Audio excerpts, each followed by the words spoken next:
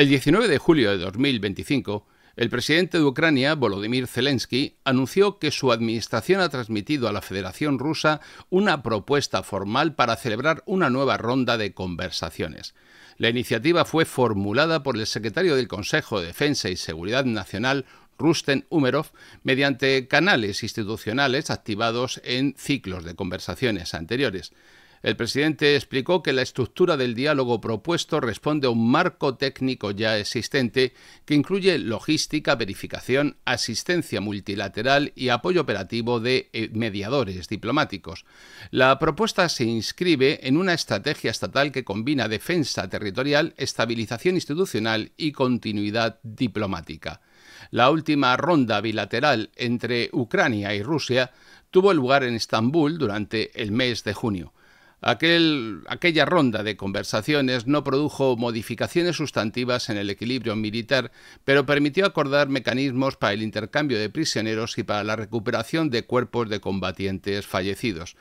Esas decisiones continúan aplicándose mediante estructuras técnicas permanentes supervisadas por organismos internacionales. La secuencia administrativa derivada de esas rondas anteriores no se ha interrumpido. El canal de comunicación permanece abierto y la estructura de la negociación ha sido mantenida en estado operativo.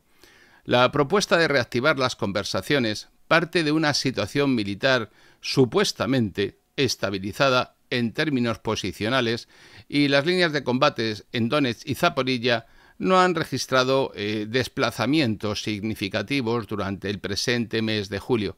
Las Fuerzas Armadas de la Federación Rusa han concentrado su actividad en mantener la presión en los flancos y en operaciones de fuego indirecto, acusando el prolongado desgaste que sufre la fuerza ucraniana.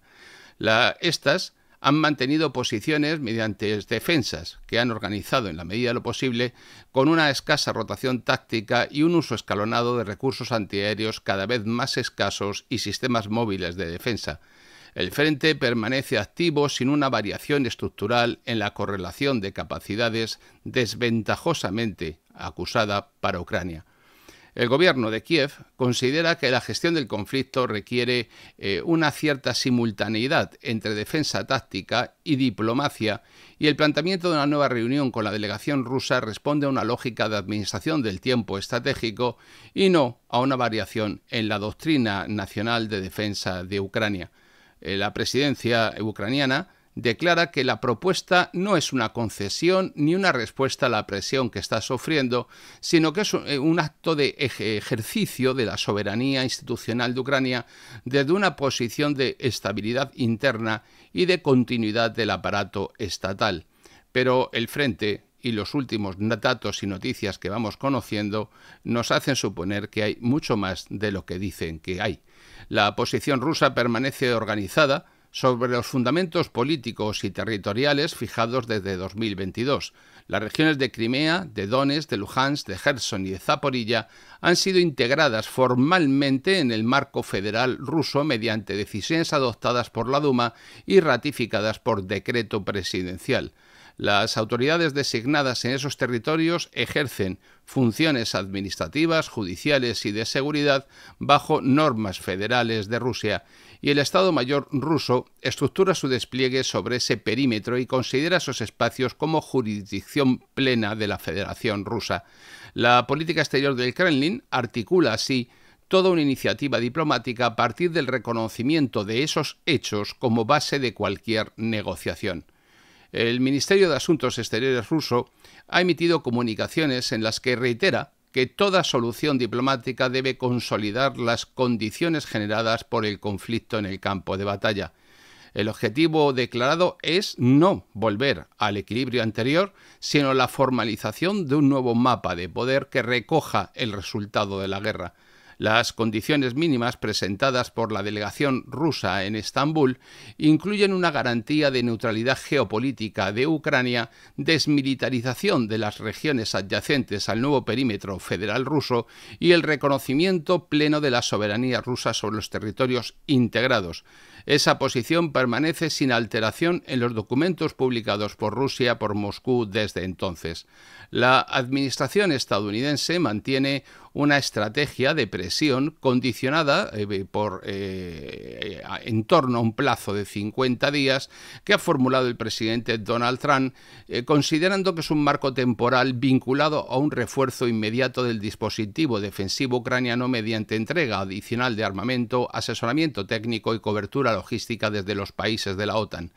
La estrategia declarada consiste en generar una situación de ventaja táctica capaz de inducir a Rusia a aceptar una negociación que le haga ceder de su posición maximalista.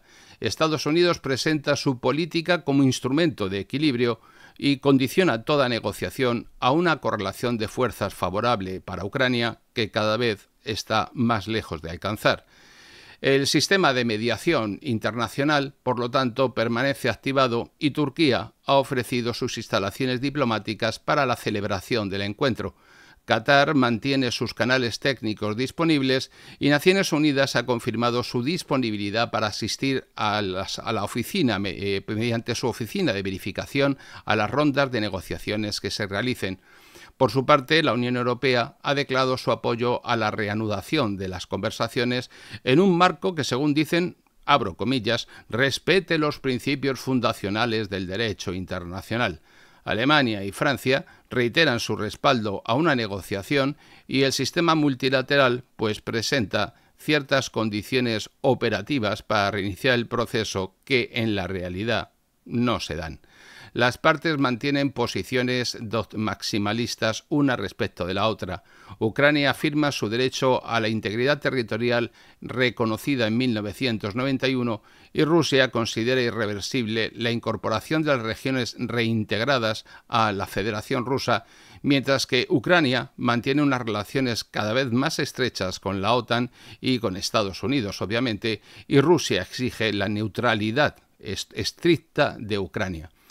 Ucrania, con un modelo de defensa descentralizada con apoyo externo por un lado, Rusia, con su modelo de control directo con despliegue permanente, no hacen que la negociación se plantee como una resolución de un cierto acuerdo ni tan siquiera limitado. Es más, esta eventual negociación es un nuevo campo de confrontación entre dos arquitecturas de seguridad incompatibles. El margen de encuentro reside en la gestión técnica del conflicto, pero no hay ninguna convergencia doctrinal. La dinámica del frente no ha modificado esas posiciones. Los actores actúan dentro de estructuras de poder estables y el aparato militar ruso opera sobre una base logística consolidada, con abastecimiento desde zonas seguras y aplicación de ciclos de presión táctica sobre el ejército ucraniano constante y reiterado. Por su parte, el ejército de Kiev mantiene una capacidad operativa en un difícil equilibrio con una escasa reclutamiento y reposición de la tasa de bajas en la tropa y las operaciones se desarrollan hasta ahora sin rupturas estratégicas de la línea del frente. La situación general permanece, por lo tanto, determinada por un equilibrio de medios y por la capacidad de sostener un esfuerzo prolongado que están demostrando ambas partes. La negociación, por lo tanto, no altera la naturaleza del conflicto. Permite, eso sí, organizar tiempo, reducir costes, reestructurar frentes secundarios llegado el caso, pero la función de la mesa de diálogo no reside en la racionalización de los márgenes de negociación y, evidentemente, del estado del conflicto no se dependen que estos existan. La guerra prolongada exige mecanismos de estabilización que no interfieran en la estructura general del conflicto y la diplomacia forma parte de este dispositivo y, en realidad, no apenas tiene margen para funcionar en el actual estado de cosas.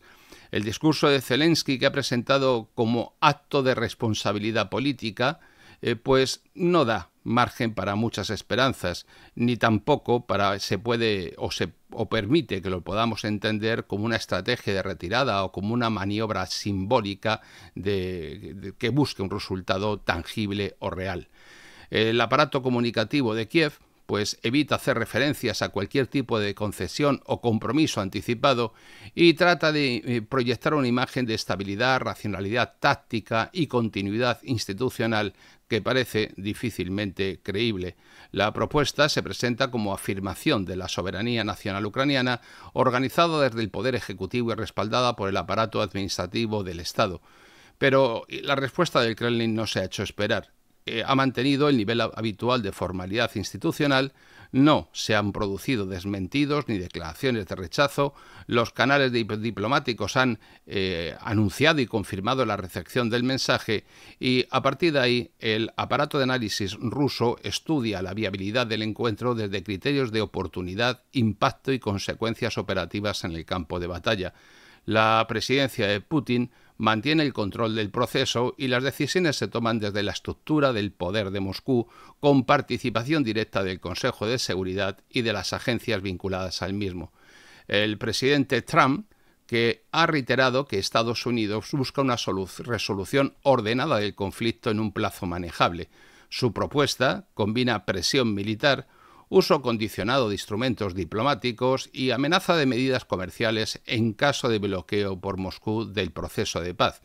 El diseño estratégico estadounidense incorpora la negociación como una base de la arquitectura general orientada a limitar la capacidad rusa de proyectar poder en Europa Oriental, y la iniciativa ucraniana se articula dentro de esa estrategia sin alterar en nada la estructura del propio poder. Las condiciones operativas permiten la organización del encuentro, pero las condiciones de seguridad pueden ser garantizadas y el margen de negociación puede definirse, pero el espacio político no existe. El conflicto no va a impedir la negociación, pero la negociación no va a sustituir al conflicto. Ambos van a seguir discurriendo en paralelo.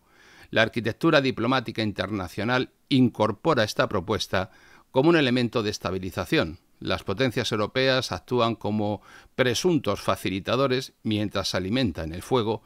Turquía y Qatar mantienen su capacidad de mediación entre ambos adversarios y Estados Unidos trata de definir los plazos, de reforzar posiciones y de estructurar la iniciativa, pero en realidad la iniciativa sigue estando en las instituciones rusas.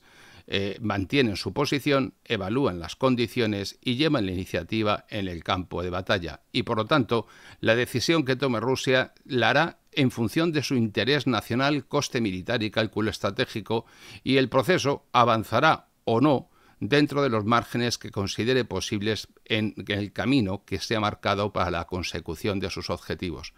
La negociación no es más que un instrumento de gestión del conflicto y la propuesta de Ucrania no es más que parte del sistema de poder estructurado por la Alianza Atlántica.